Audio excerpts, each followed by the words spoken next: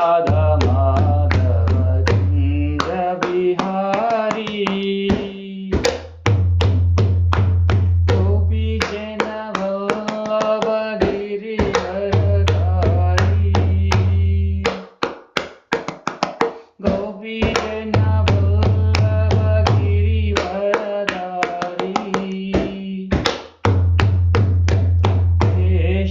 यशोदानंदन भज जन रंजना यशोदानंदन भज जन रंजना यमुना तीरवनचारी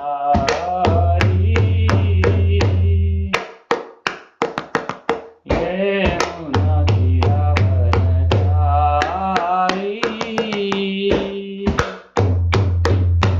जय राधा माधव कुंज बिहारी गोपी जन वल्लभ गिरिवरधारी यशोदानंदन भज जन रंजना यमुना तीरवनचारी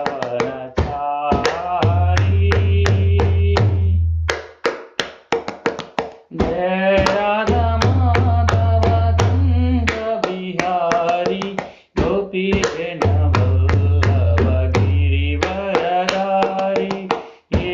यशोदानंदन भज जन रंजना यमुना तीरवनचारी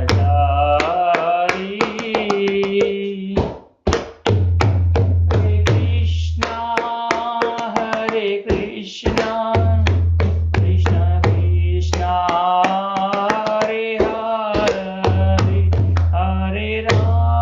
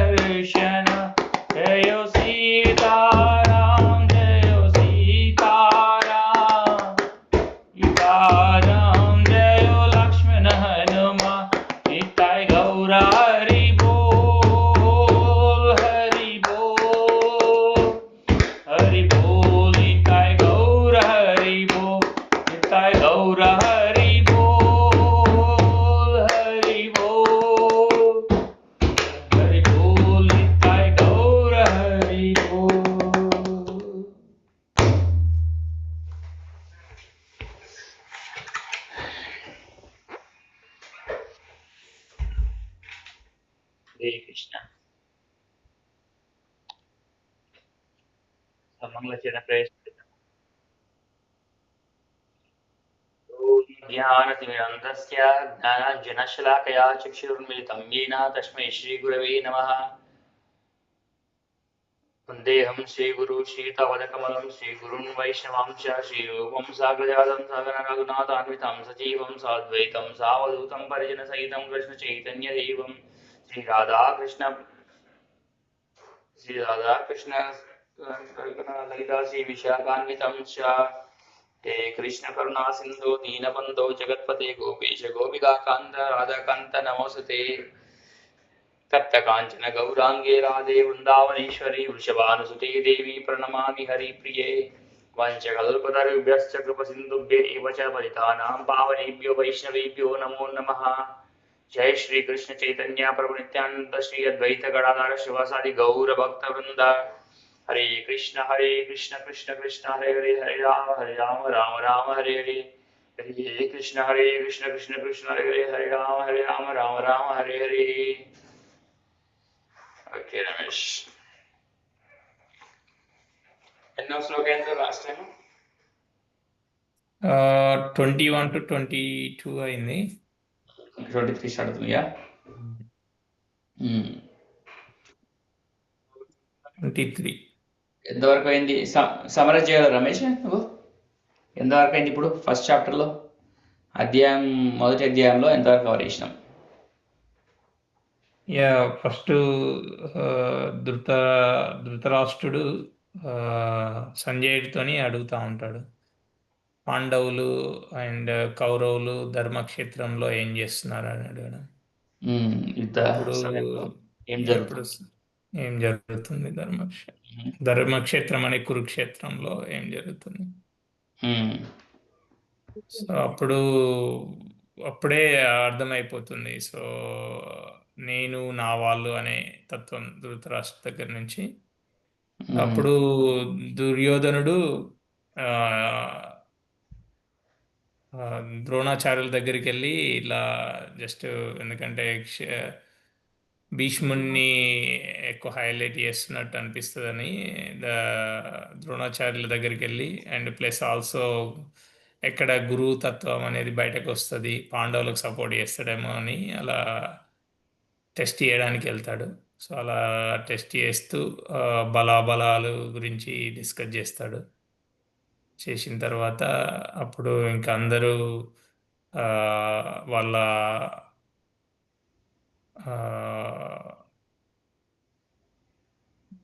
కౌన్సిల్స్తోని మోగిస్తారు. సో విజయడానికి మోగించడానికి అందరూ శంఖాలు చేస్తారు. ఫస్ట్ భీష్ముడితో స్టార్ట్ అవుతుంది, తర్వాత అందరూ పాండవులు మేము ప్రాముఖ్యత అయిన వాళ్ళందరూ మోగిస్తారు. దాని తర్వాత అర్జునుడు శ్రీకృష్ణ భగవాన్ని అడుగుతారు ఎవరు వచ్చారు యుద్ధం చేయడానికి అని. ఒకసారి యుద్ధములో ఉన్న వాళ్ళని పరిచయం చేయడానికి అర్జునుడు అడిగితే నెక్స్ట్ శ్రీకృష్ణ భగవానుడు వెళ్ళి తీసుకెళ్తాడు. ఎవరు ముందు తీసుకెళ్తారు అనేది ఇప్పుడు మనం డిస్కస్ చేస్తున్నాం. సో 23వ శ్లోకము. యోచమానాన వీక్షేహం యయేతేత్ర సమాగతాః ధార్తరాష్ట్రస్య దుర్బుద్ధే యుద్ధే ప్రియా చికృష్యవః. సో దుష్ట బుద్ధి కలిగిన ధృతరాష్ట్ర తనయునికి ప్రియమును చేకూర్చే గోరి యుద్ధం చేయడానికి ఇక్కడికి వచ్చిన వారిని నేను చూస్తాను. సో ఎవరైతే దుర్యోధనుడికి సపోర్ట్ చేయడానికి ఎవరైతే వచ్చారో, దుష్ట బుద్ధి కలిగిన దుర్యోధనుడికి, ధృతరాష్ట్ర తనయునికి అంటే దుర్యోధనుడికి ప్రియమును చేకూర్చే అంటే ఎవరు దుర్యోధనుడిని సాటిస్ఫై చేయడానికి వచ్చారు,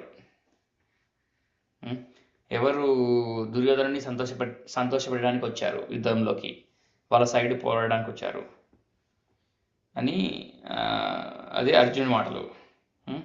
భాష్యము. తన తండ్రి అయిన ధృతరాష్ట్రుని సహాయంతో దుష్ట ప్రణాళిక ద్వారా పాండవుల రాజ్యాన్ని దుర్యోధనుడు అన్యాయంగా ఆక్రమించుకోవాలని చూశాడనేది బహిరంగ రహస్యం. కనుక దుర్యోధనుని పక్షంలో చేరిన వారందరూ అతని కోవకు చెందిన వారే అయి ఉంటారు.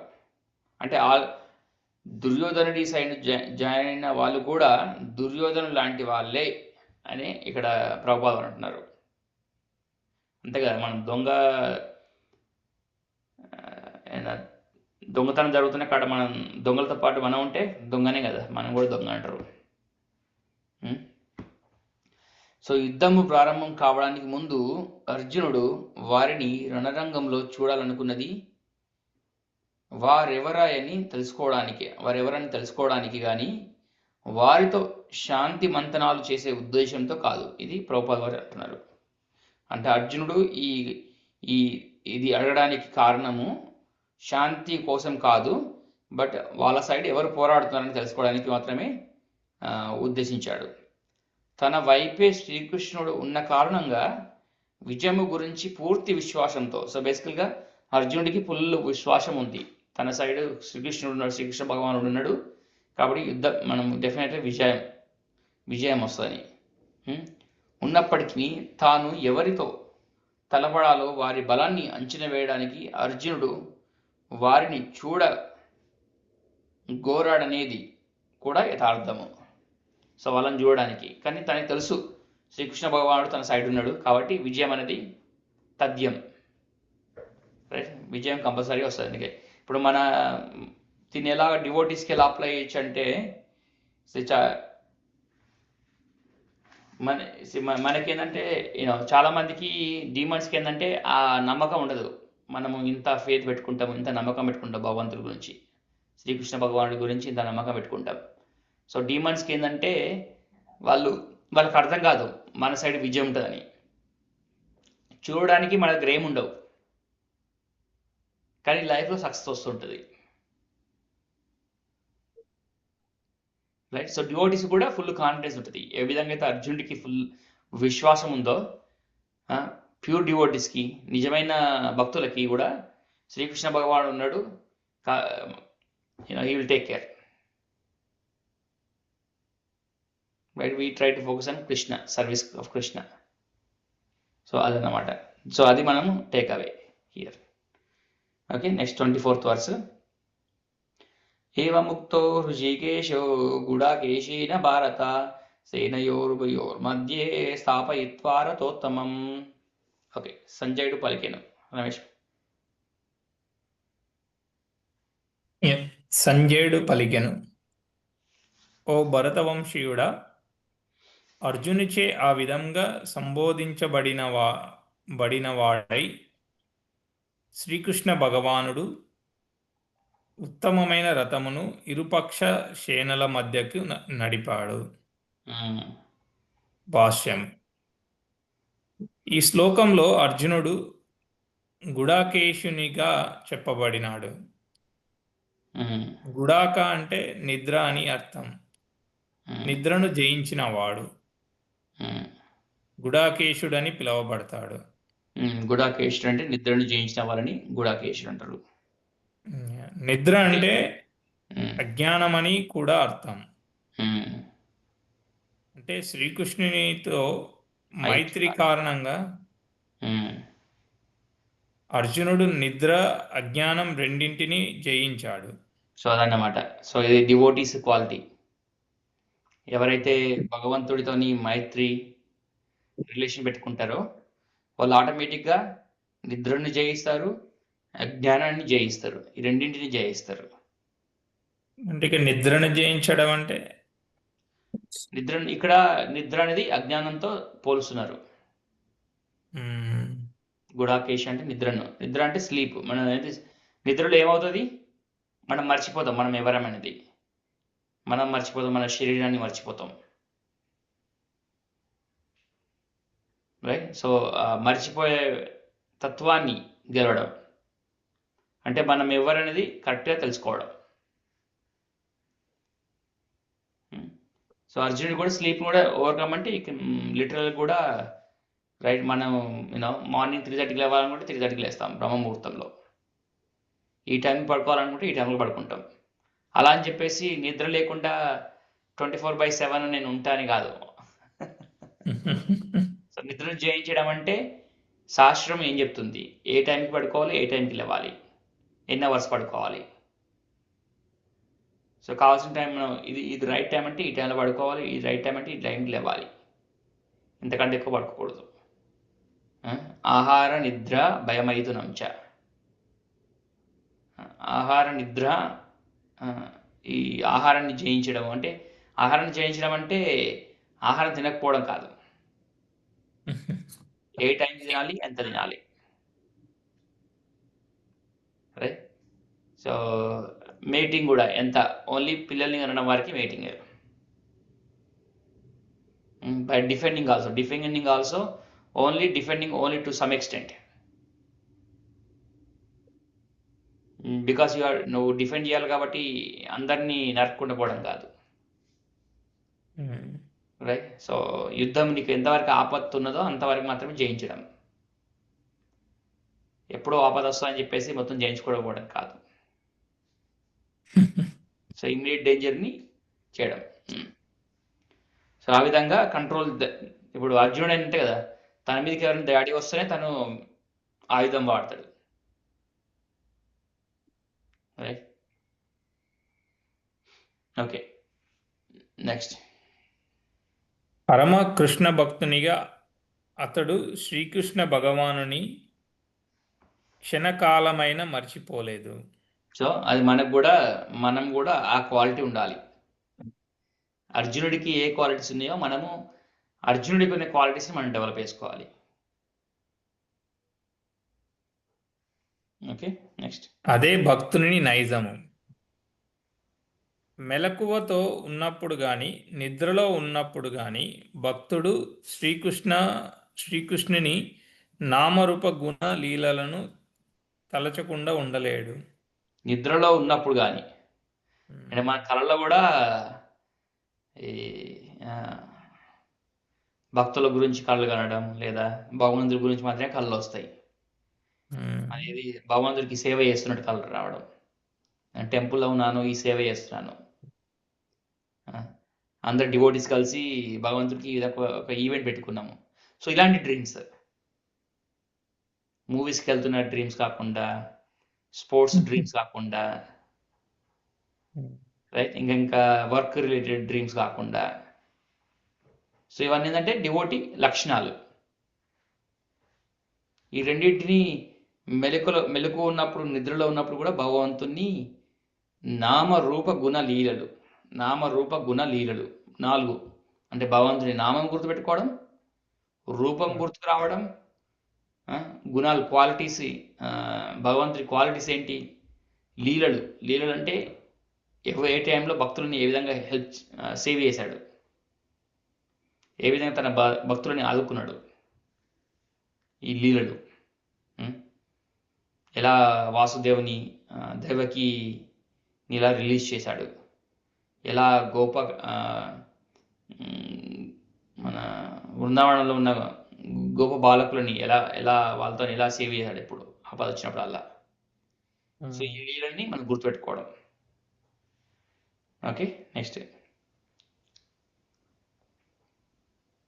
ఈ విధంగా కృష్ణ భక్తుడు కేవలం శ్రీకృష్ణునే నిరంతరం తలుస్తూ నిద్ర అజ్ఞానం రెండింటిని జయిస్తాడు. సో నిద్ర అజ్ఞానం రెండింటిని జయిస్తాడు. ఇదే కృష్ణ భక్తి భావన లేదా సమాధి అని పిలువబడుతుంది. ఎప్పుడైతే మనం ఫుల్గా లీనమైపోయినామో దాన్ని సమాధి కూడా అంటారు.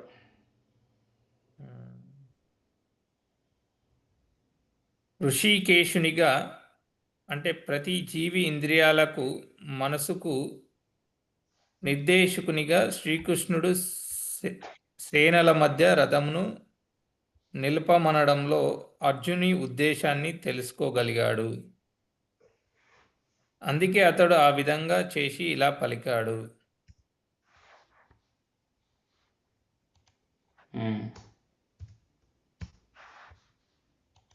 Next verse. భీష్మ ద్రోణ ప్రముఖతః సర్వేషాం చామహీక్షితం ఉవాచ పార్థ పశ్యైతాన్ సమవేతాన్ కురునితి. భీష్ముడు, ద్రోణుడు, ఇతర భూపాలకుల సమక్షంలో శ్రీకృష్ణుడు పార్థ సమకూడిన కురువంశీయులందరినీ చూడు అని పలికాడు. సో ఇప్పుడు శ్రీకృష్ణ భగవానుడు పలికాడు. ఇది సంజయుడు చెప్తున్నాడు. శ్రీకృష్ణ భగవానుడు ఇది పలికాడని చెప్పేసి సంజయుడు చెప్తున్నాడు. సకల జీవులలోని పరమాత్మునిగా శ్రీకృష్ణుడు అర్జునుని మనసులో ఏం జరుగుతున్నదో తెలుసుకోగలిగాడు. ఈ సందర్భంలో ఉపయోగించబడిన హృషికేశుడని పదము అతనికి సమస్తము తెలుసునని సూచిస్తున్నది. అర్జుని ముందు శ్లోకంలో హృషికేశాన్ని కూడా సంజయుడు చెప్పాడు కదా. సో హృషికేశ్ అంటే భగవంతుడికి అన్ని తెలుసు, because he's the controller of all the senses, right. So అర్జునుని సంబంధములో పార్థ అంటే కుంతి తనయుడు లేదా పృథ తనయుడు అనే పదం కూడా అదే విధంగా ప్రాధాన్యమును కలిగి ఉన్నది. పృథ అంటే తన తండ్రి అయిన వసుదేవుని సోదరి. సో ఇప్పుడు రిలేషన్ తెలుసు. శ్రీకృష్ణ భగవానికి అర్జునుడికి రిలేషన్ అంటే శ్రీకృష్ణ భగవానుడు వసుదేవుడి దేవకి పుత్రుడు. సో వసుదేవుడి సోదరి కుంతి, కానీ ఆల్సో పృథ అంటారు. పృథ అంటే డాటర్ ఆఫ్ అది పృథ్వీ అనుకుంటా. సో కుంతికి ఇంకో పేరు ఏంటంటే పృథ అని. సో పృథ కుమారుడు కాబట్టి పార్థ అంటారు. పార్థ అంటే పృథ కుమారుడు. అందుకే పార్థాయ ప్రతిబోధితాం భగవతాం నారాయణేన స్వయం వ్యాసేన కలితాం పురాణమునినా మధ్యే మహాభారతం అద్వైతామృతవర్షిణీం భగవతిం అష్టాదశాధ్యాయిని అంబత్వామనుసందదామి భగవద్గీతే భవద్వేషిణీం. సో ఇది భగవద్గీత గురించి గ్లోరిఫై చేసే వర్సెస్ శ్లోకాలు. సో కుంతిపుత్రుడన్న పార్థ అంటే పృథ కుమారుడు. సో ఆ విధంగా రిలేషన్. అందుకే బావ మరిది బావ, రైట్. ఎందుకంటే తండ్రి చెల్లెలు కొడుకు అర్జునుడు. ఇక కురువంశీయులను చూడు అని అర్జునుడితో పలకడంలో శ్రీకృష్ణుని ఉద్దేశం ఏమిటి? అక్కడే ఆగిపోయి యుద్ధం చేయవద్దని అర్జునుడు అనుకున్నాడా ఏమిటి? తన మేనత్త పృథ కుమారుని నుండి అటువంటి విషయాలను శ్రీకృష్ణుడు ఏనాడు ఊహించలేడు. అంటే ఆపేస్తాడు అర్జునుడు అని. అర్జునుడు పృథ ఎందుకన్నాడంటే మనకి స్టోరీ చూసుకుంటే వాళ్ళు దే నెవర్ గివ్ అప్ అన్నమాట. సో వాళ్ళు యుద్ధంలో పారిపోయే ప్రసక్తి లేదనమాట. సో ఆ డైనెస్టీకి ఆ పేరు ఉందన్నమాట. సో కాబట్టి పృథ అనేది ఎంఫసైజ్ చేస్తున్నారు. మనకి మొత్తం ఇంకా డీటెయిల్స్ వెళ్ళాలంటే హిస్టరీకి వెళ్ళాలి. ఆ పదానికి ఉన్న గుర్తింపు ఏంటి పృథకి, ఎందుకు పార్థ అనాలి, రైట్. ఉంది కదా. ఉవాచ పార్థ పశ్చైతాన్. పార్థ అంటే ఇప్పుడు ఒక డైనెస్టీతో మాట్లాడుతున్నట్టు చెప్తున్నట్టు. అంటే వాళ్ళకి ఒక వాల్యూ, వాళ్ళకి ఒక ఎక్స్పెక్టేషన్ ఉంటుంది, రైట్. సో ఈ విధంగా అర్జునుడు మనస్సును శ్రీకృష్ణుడు స్నేహపూరిత హాస్య ధోరణిలో ముందుగానే చెప్పాడు. సో భగవంతుడికి తెలుసు అర్జునుడు ఎవరి ముందు నిలబెట్టాలి, రైట్. ఎవరి ముందు నిలబెడితే ఏ విధంగా రెస్పాన్స్ వస్తుంది భగవంతుడికి అన్ని తెలుసు. కాబట్టి భీష్ముడు, ద్రోణుడు, ఇతర భూపాలక సమక్షంలో శ్రీకృష్ణుడు పార్థ ఇచ్చట సమకూడిన కురు వంశీయులందరినీ చూడు అని పలికాడు. Okay, next verse 126. తత్ర పశ్చాసిదన్ పార్థ పితॄణత పితామహాన్ ఆచార్యాన్ మాతులాన్ భ్రాతॄన్ పుత్రాన్ పౌత్రాన్ సఖీంస్తథా శ్వశురాన్ సుహృదశ్చైవ సేనయోరుభయోరపి. ఓకే, ఇరుపక్షాల సేనల మధ్య అర్జునుడు అక్కడ తండ్రులను, తాతలను, గురువులను, మేనమామలను, సోదరులను, పుత్రులను, మనుమలను, మిత్రులను, అలాగే తన మామలను, శ్రేయోభిలాషులను చూశాడు. భాష్యం. రణరంగంలో అర్జునుడు నానా రకాల బంధువులను చూశాడు.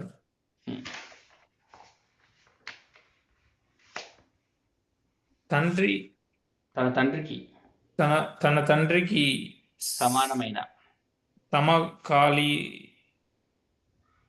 అంటే సమానమైన సమకాలీకులైన భూరీశ్వరుని వంటి వారిని తాతలైన భీష్ముడు, సోమదత్తులను, ద్రోణాచార్యుడు, కృపాచార్యుని వంటి గురువులను, శల్యుడు, శకుని వంటి మేనమామలను, దుర్యోధని వంటి సోదరులను, లక్ష్మణుని వంటి పుత్రులను, అశ్వత్థామ వంటి మిత్రులను,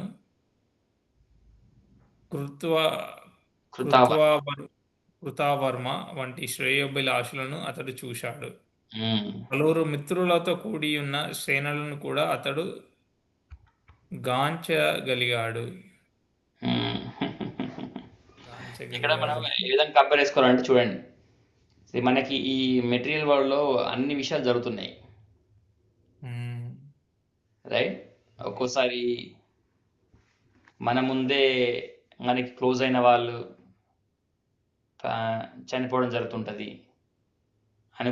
అన్ని ఊహించినటువంటి జరుగుతుంటాయి, రైట్? సో అలాంటప్పుడు మనకి భగవంతుడి మీద నమ్మకం ఎలా ఉంచుకోవాలి,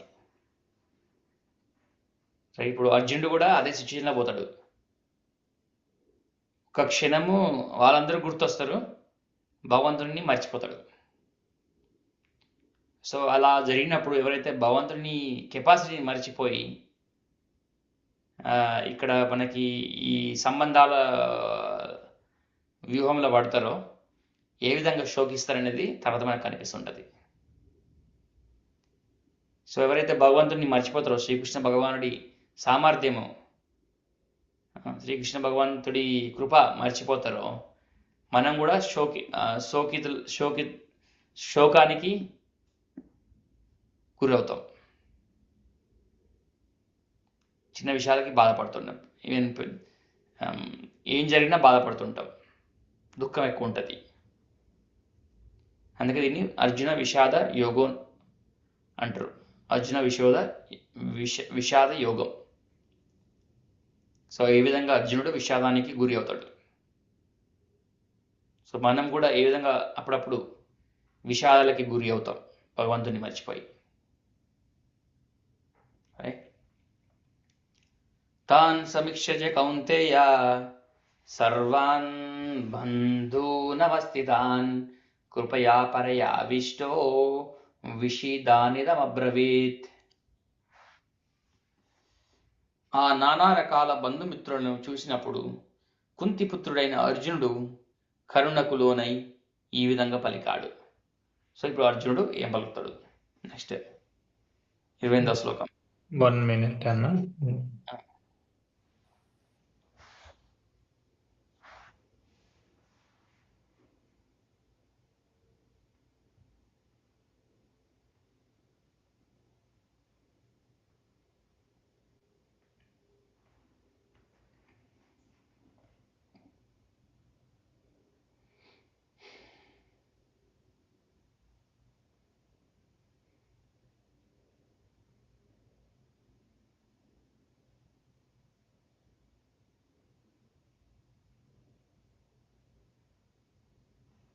నేను క్యారీ చేస్తాను.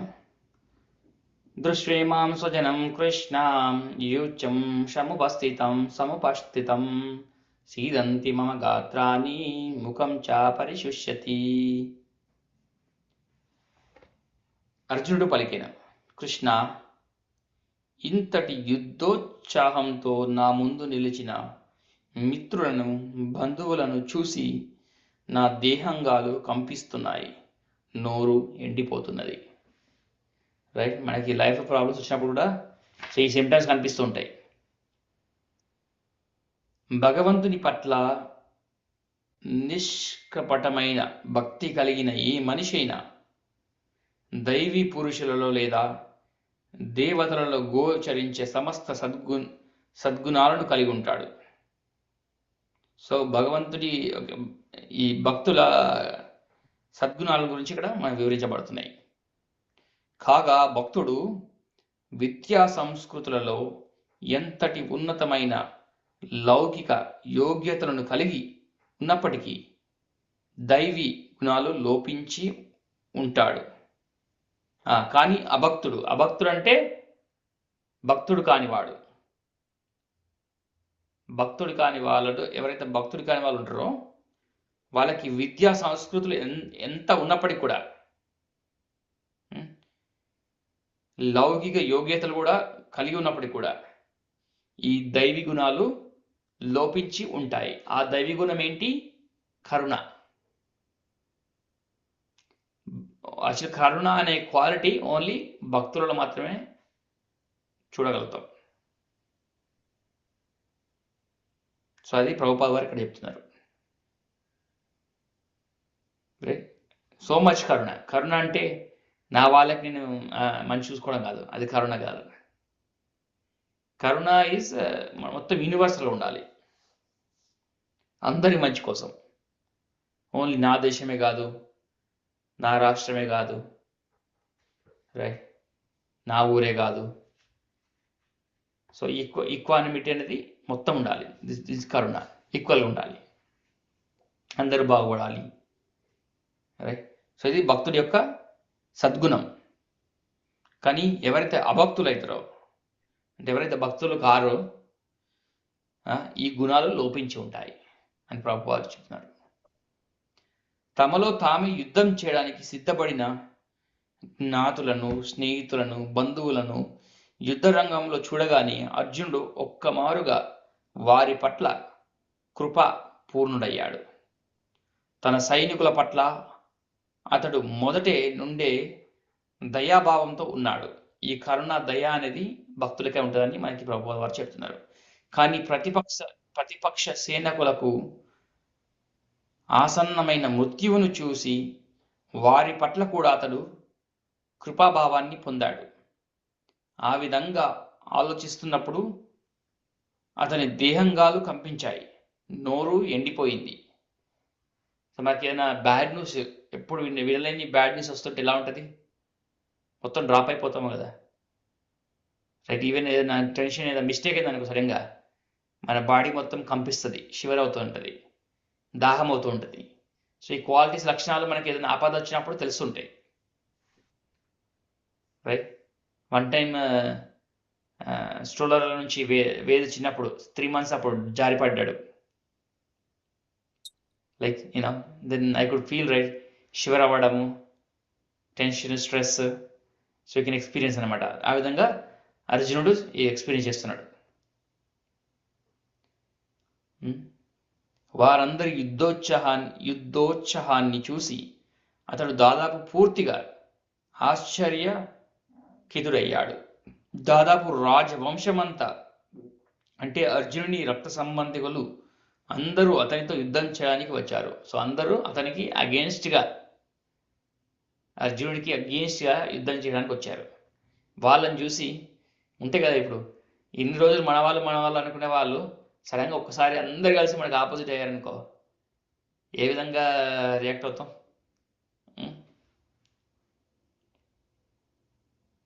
అందరూ ఏదో ఒక సమయంలో ఎక్స్పీరియన్స్ చేస్తుంటారు, రైట్. మనము పేరెంట్స్ అయినప్పుడు ఎక్స్పీరియన్స్ ఎవరు అందరూ ఒక ఫ్యామిలీ ఒక్కొక్క విధంగా డిఫరెంట్ లెవెల్స్లో ఎక్స్పీరియన్స్ చేస్తూ ఉంటారు. తన వాళ్ళు ఎవరైనా అనుకుంటారో వాళ్ళే అగేన్స్ట్గా మారడం, మళ్ళీ దయా దాక్షిణ్యాలు లేకుండా అగేన్స్ట్గా అవుతారు మనకి, రైట్. సో నమ్మబుద్ధి కాదు, రైట్, మొత్తము డిసప్పాయింట్ అయిపోతాం. సో ఆ విధంగా అర్జునుడు ఈ లక్షణాలన్నీ కనిపిస్తున్నాయి. అర్జుని వంటి భక్తుడికి ఈ విషయమే ఉద్విగ్నతకు గురిచేసింది. ఇక్కడ పేర్కొనబడినప్పటికీ అర్జునుని దేహంగాలు కంపించడము, నోరు ఎండిపోవడమే కాకుండా కరుణతో అతడు రోధిస్తున్నాడని కూడా ఎవరైనా సులభంగా ఊహించుకోగలరు.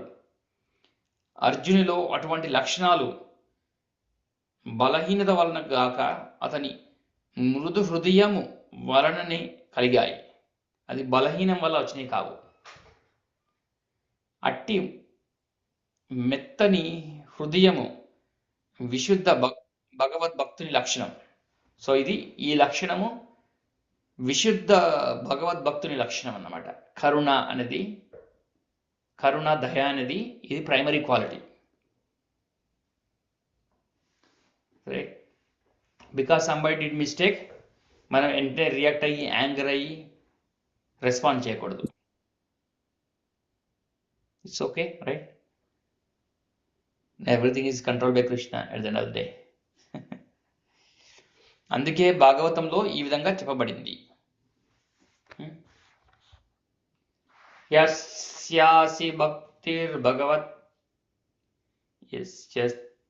భక్తి భగవత్యకించన సర్వైర్గుణైస్తత్ర సమాసతే సురా హరవా భక్తస్య కుతో మహద్గుణ మనోరథే నాస్తి దావతో బహిః.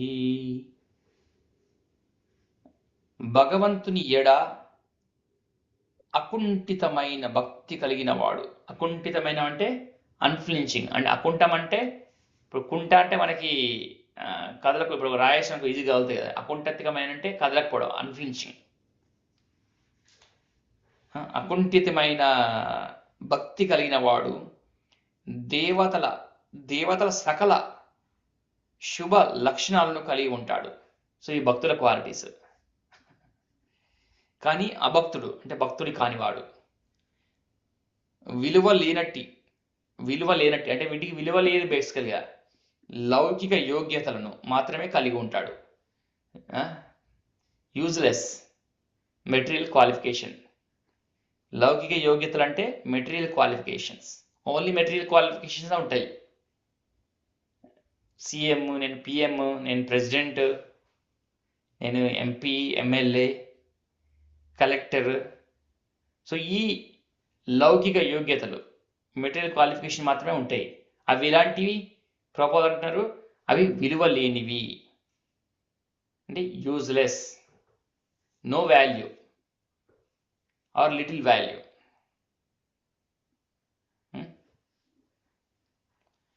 ఎందుకంటే వాడు మానసిక స్థాయిలో సంచరిస్తూ మిరమిట్లు గొలిపే భౌతిక శక్తిచే ఆకర్షితుడు కావడం సునిశ్చితము. సో ఏమవుతుందంటే ఇక్కడ మెటీరియల్ ఎనర్జీకి ఈజీగా అట్రాక్ట్ అవుతాడు ఎవరైతే అభక్తుడో. భక్తుడు కాని వాళ్ళు ఈ మెటీరియల్ గ్లియరింగ్స్కి, షైనింగ్ గోల్డ్కి అట్రాక్ట్ అవుతారు బేసికల్గా. సో గోల్డ్ ఏంది? It's a shining rock, it shining earth. So ఆ విధంగా భక్తులు కాని వాళ్ళు ఈ షైనింగ్ గోల్డ్కి అట్రాక్ట్ అవుతూ ఉంటారు.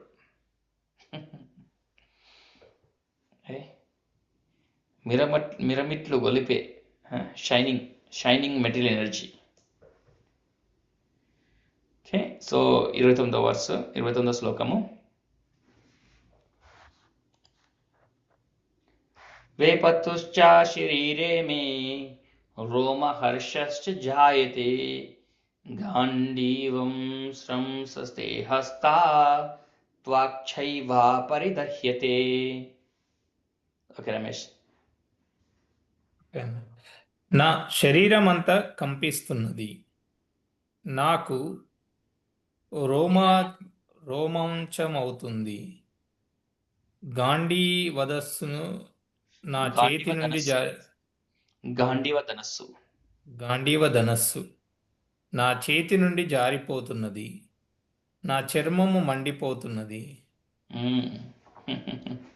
మొత్తం షివరింగ్ చెమటలు వస్తున్నాయి బేసికల్గా అర్జునుడికి. ఎప్పుడైతే అందరు తన ఫ్యామిలీ మొత్తం ఎంత అగేన్స్ట్గా నిలబడ్డప్పుడు, అనుకున్న వాళ్ళందరూ అగేన్స్ట్గా నిలబడి అర్జునుడిని చంపడానికి కూడా వెనకాడకుండా ఉన్నప్పుడు, రైట్. సో ఈ విధమైన లక్షణాలు అర్జునులో కనిపిస్తున్నాయి భౌతికంగా. ఓకే. భాష్యం. 2 రకాల దేహ కంపనలు, 2 రకాల రోమాంచలు ఉన్నాయి.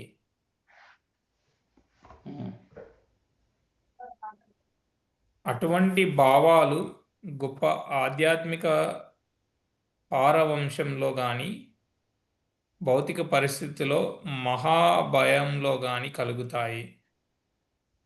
అంటే మహాభయం అంటే చాలా భయమైన, చాలా ఫియర్గా ఉండే సిచ్యువేషన్లో, చాలా ఆపత్తు జరిగే సిచ్యువేషన్లో, లైక్ సడన్గా సునామీ వచ్చిందనుకో, రైట్, సడన్గా బ్లాస్ట్ అయిందనుకో, ఇంటి పక్కన బాంబ్ బ్లాస్ట్ అయిందనుకో, సో ఏ విధంగా రెస్పాన్స్ ఉంటుంది? సడన్గా విపత్తు వచ్చినప్పుడన్నా, లేదంటే ఎక్స్ట్రా గ్రేట్ స్పిరిచువల్ ఎక్స్ట్రాసీ, ఎప్పుడైతే భగవంతుడు చాలా లీనమైపోయి డ్యాన్స్ చేస్తున్నారు అనుకో, వాళ్ళలో ఈ లక్షణాలు కనిపిస్తాయి. 2 రకాల మనుషుల్లో లక్షణాలు కనిపిస్తాయి. Okay, go ahead Ramesh. దివ్యానుభూతితో భయం అనేదే ఉండదు. మ్మ్. ఈ స్థితిలో అర్జునుని లక్షణాలు ప్రాణహాని అనే భౌతిక భయం వలన కలుగుతున్నాయి. ఇది భౌతిక భయం వల్ల కలిగిన సిమ్టమ్స్ అన్నమాట ఇవి. ఇది మనకి స్పిరిచువల్ ఎక్స్ట్రెసీ వల్ల వచ్చిన భయం కాదు, స్పిరిచువల్ ఎక్స్ట్రెసీ వచ్చిన లక్షణాలు కావు, భౌతిక భయం వల్ల కలిగిన లక్షణాలు అన్నమాట ఇవి. Okay, next. ఈ స్థితిలో అర్జునుని లక్షణాలు ప్రాణహాని అనే ఇతర లక్షణాల నుండి కూడా ఇది నిరూపితమవుతుంది. ఇతర లక్షణాలు, అతడు ఎంత అసహనంగా అయ్యాడంటే సుప్రసిద్ధమైన గాంధీవ ధనస్సు అతని చేతి నుండి జారిపోతుంది. హృదయము దహించుకుపోతున్న కారణంగా అతనికి చర్మం మండుతున్న భావన కలిగింది. ఇవన్నీ జీవితపు భౌతిక భావన వలనని కలిగాయి.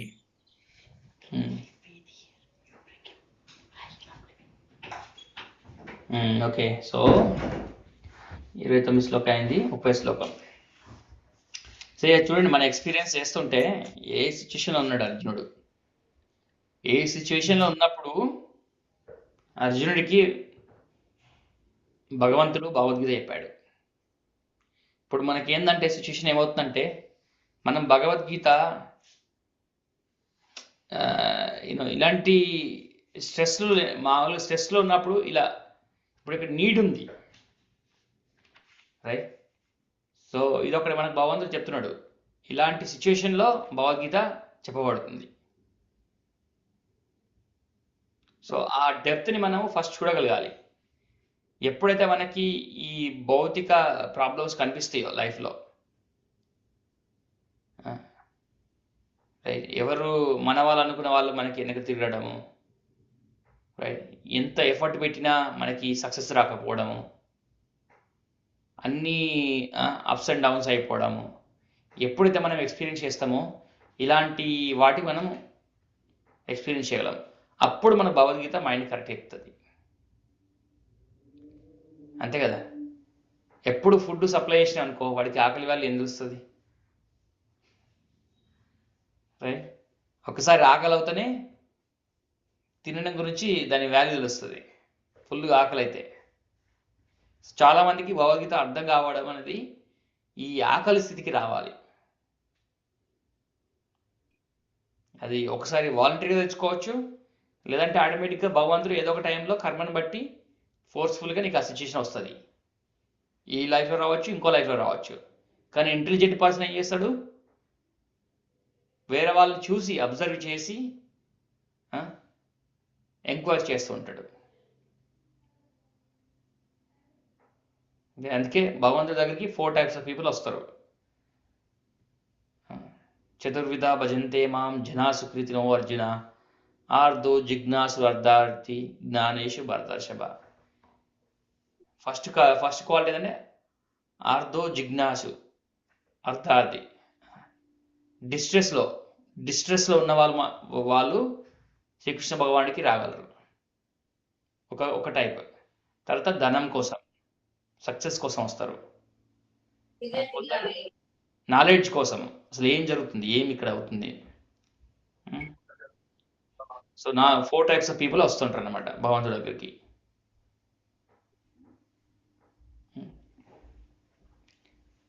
ఓకే, సో ఇప్పుడు ఏంటి 30th verse.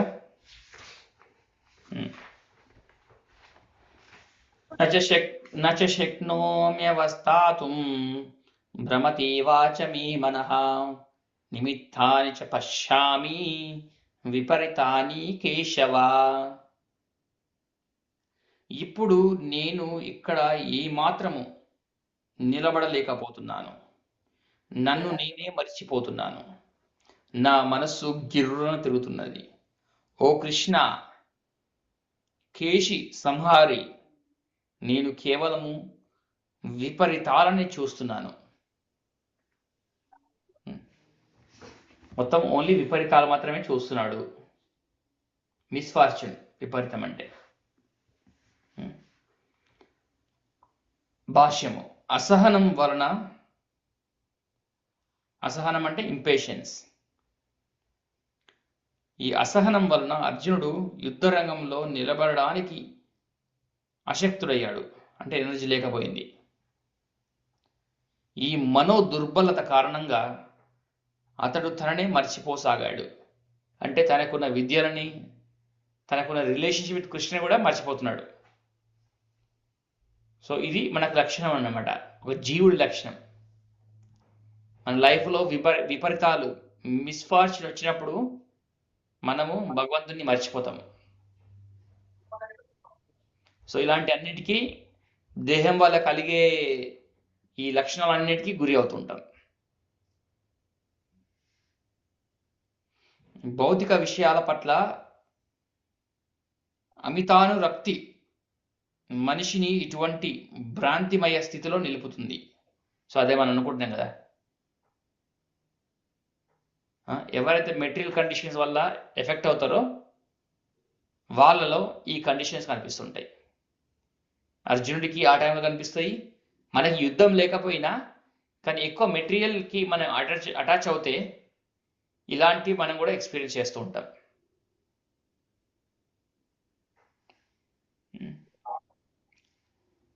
అర్జునుడు యుద్ధరంగంలో కేవలం బాధామయమైన విపరీతాలనే దర్శించాడు. శత్రువుపై విజయం సాధించినప్పటికీ అతడు సుఖి కాలేనట్లుగా అనిపించింది. అంటే నాకు విజయం వచ్చినప్పుడు కూడా నేను సంతోషంగా ఉండలేను. ఇక్కడ నిమిత్తాని విపరీతాని అనే పదాలు ముఖ్యమైనవి. మనిషి తన ఆకాంక్షలలో కేవలం వైఫల్యమునే చవి చూసినప్పుడు నేనిక్కడ ఎందుకున్నాను అని అనుకుంటాడు. ఎప్పుడైతే మనిషికి ఫ్రస్ట్రేషన్స్ వస్తాయో, ఎప్పుడు చూసినా ఫ్రస్ట్రేషన్, రైట్? వర్క్ దగ్గర ఫ్రస్ట్రేషన్, ఫ్యామిలీతో ఫ్రస్ట్రేషన్, రైట్? నేబర్తో ఫ్రస్ట్రేషన్, ఈ విధంగా ఎక్స్పీరియన్స్ చేసే వాళ్ళు కూడా ఉంటారు. కొలీగ్స్తో ఫ్రస్ట్రేషన్, బాస్తో ఫ్రస్ట్రేషన్, రైట్? ఫ్యామిలీతో ఫ్రస్ట్రేషన్. సో ఎక్కడికి వెళ్ళినా ఫ్రస్ట్రేషన్. సో అప్పుడు నేను ఎందుకున్నాను అని అనుకుంటాడు. ప్రతి ఒక్కడు తన గురించి, తన క్షేమం గురించి ఇష్టము కలిగి ఉంటాడు. ప్రతి ఒక్కరు వాళ్ళ సెల్ఫ్ వెల్ఫేర్ గురించే ఆలోచిస్తుంటారు. ఎవడు భగవంతుని పట్ల ఇష్టమును కలిగి ఉండడు. No one is interested in God.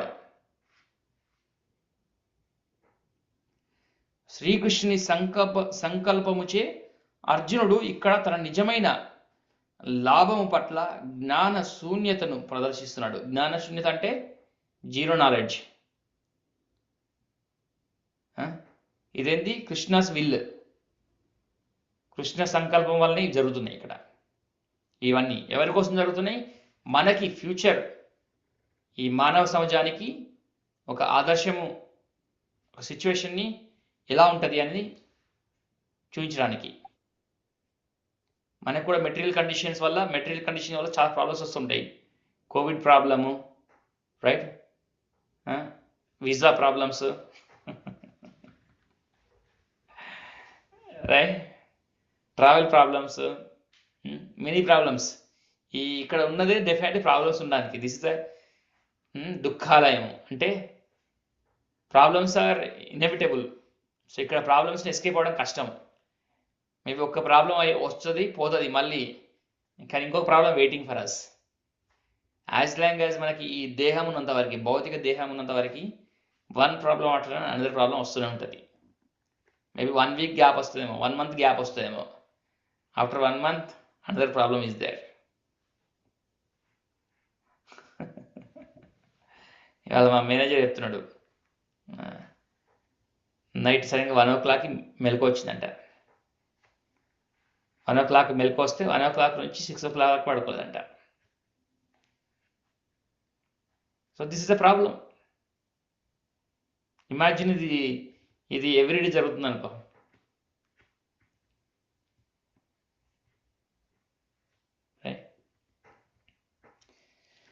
So ప్రతి ఒక్కని నిజ లాభము విష్ణువు లేదా కృష్ణుని యందే ఉంటుంది. నిజమైన లాభము యాక్చువల్గా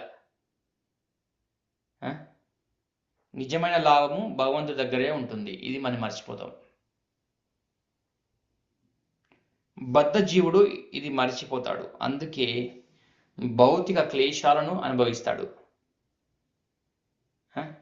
అంటే ఏంటి? మెటీరియల్ పెయిన్స్ ఇగ్నోరెన్స్ వల్ల.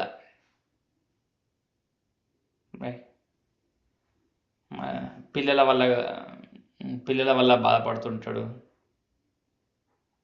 తర్వాత మనవరాల వల్ల, లేదా హస్బెండ్ వైఫ్ వల్ల, లేదంటే పేరెంట్స్ వల్ల, లేదంటే నేబర్స్ వల్ల, సొసైటీ వల్ల, రైట్. సో ఈ భౌతిక క్లేశాలను అనుభవిస్తూ ఉంటాడు. ఎందుకంటే ఎప్పుడైతే మన రియల్ పర్పస్ మర్చిపోతామో, రైట్, మన మెయిన్ సెల్ఫ్ ఇంట్రెస్ట్ భగవంతుని చేత ఉంచకుండా ఉంటామో, ఈ మెటీరియల్ పెయిన్స్ అన్నీ వస్తూ ఉంటాయి. ఏదో ప్రాబ్లమ్స్ వస్తూ ఉంటాయి. 3 రకాల ప్రాబ్లమ్స్ ఉంటాయి, మనం డిస్కస్ చేసినాం. ఆది భౌతిక, ఆది దైవిక, ఆధ్యాత్మిక. సో ఎవరైతే భగవంతుడిని మర్చిపోతారో ఈ 3 రకాల ప్రాబ్లమ్స్ ఎప్పుడు లైఫ్లో వస్తూనే ఉంటాయి. ఆది భౌతిక అంటే వేరే వాళ్ళ నుంచి వచ్చేది. ఆధ్యాత్మిక అంటే మన మైండ్, మన లోపల వాళ్ళ ప్రాబ్లమ్స్ వల్ల. ఆది దైవిక అంటే నేచురల్ కెలామిటీస్. ఒకదాని తర్వాత ఒకటి వస్తూనే ఉంటాయి. కానీ వచ్చినా ఫస్ట్ కష్టపడతాం, తర్వాత అన్ని మంచి జరిగితే మనం మర్చిపోతాం భగవంతుని. సో అది మన ఫర్గెట్ఫుల్నెస్, మన డిసీజ్, రైట్. ఓకే, సో ఇప్పటికీ ఆపేద్దాము. శ్లోకం 30 విల్ కంటిన్యూ అగైన్. సో ఇది మనకి ఇక్కడ అర్థం చేయాల్సిందంటే, టేకప్ ఏంటంటే, ఎందుకు ఇది సో ఇంపార్టెంట్ భగవంతుని గుర్తుపెట్టుకోవడం. భగవంతుడు మరి అని చెప్పి మన ఓన్లీ మనకి ఆర్డర్ పాస్ చేసే వాళ్ళు కాదు. లైక్ భగవంతుడు ఇది కావాలంటే నేను ఇది చేస్తాను, నాకు ఇచ్చేది కాదు, రైట్. ఎలా టోలరేట్ చేయాలి? మాత్రా స్పర్శాస్తు కౌంతేయ శీతోష్ణ సుఖ దుఃఖద. ఏ విధంగా మనం చలికాలాన్ని, ఎండాకాలాన్ని తట్టుకోవాలో అదేవిధంగా ఇక్కడ ఉన్నంత వరకు మనకి ఈ ప్రాబ్లమ్స్ తట్టుకోవాలి. అదెవరికి అంత ధైర్యం వస్తుంది? ఎవరైతే భగవంతుని సదా గుర్తుపెట్టుకుంటారో ఆటోమేటిక్గా శ్రీకృష్ణ భగవానుడు మన హృదయం నుంచి మనకు ఆ శక్తిని ఇస్తూ ఉంటాడు, ఎదుర్కొనే శక్తిని ఇస్తుంటాడు. ఎవరైతే మర్చిపోతారో ఈ మెటీరియల్ పెయిన్స్ని అవాయిడ్ చేయడం కష్టము. ఈ మెటీరియల్ పెయిన్స్ ఎలా ఉంటాయంటే, ఇప్పుడు అర్జునుడు ఎలా ఎక్స్పీరియన్స్ చేస్తున్నాడో ఆ విధంగా మనం ఎక్స్పీరియన్స్ చేస్తూ ఉంటాం ఒక్కొక్క టైంలో. Okay, so will continue more. Hare Krishna Krishna Krishna Hare Hare, Hare Ram Ram Ram Hare Hare. గురు శ్రీ ప్రభుపాదికి జయ. జయ శ్రీ కృష్ణ. హరే కృష్ణ.